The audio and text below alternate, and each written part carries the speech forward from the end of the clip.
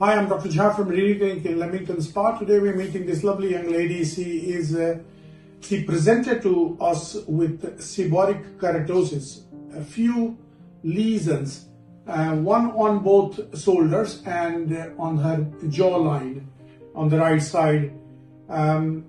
She went ahead and had the treatment, and here she is after how many weeks now?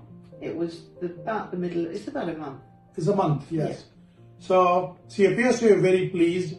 I'm going to ask her overall treatment journey. How pleasant was it? Yeah. The recovery and the support you got from us. Yeah. All that. What would you like to tell the viewers who have similar problem, AIDS spot or seborrheic keratosis? What would you like to tell the viewers? It was a very straightforward procedure, not unduly painful, and I was able to pretty much wait for it to heal and not have too much trouble. I mean, I applied your antibiotic cream.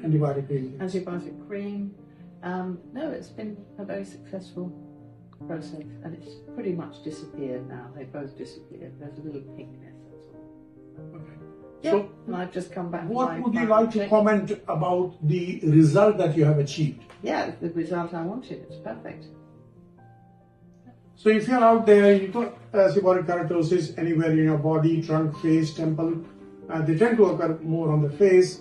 They're very common, completely harmless. They're not cancerous. They will never change into cancer and that sort of things.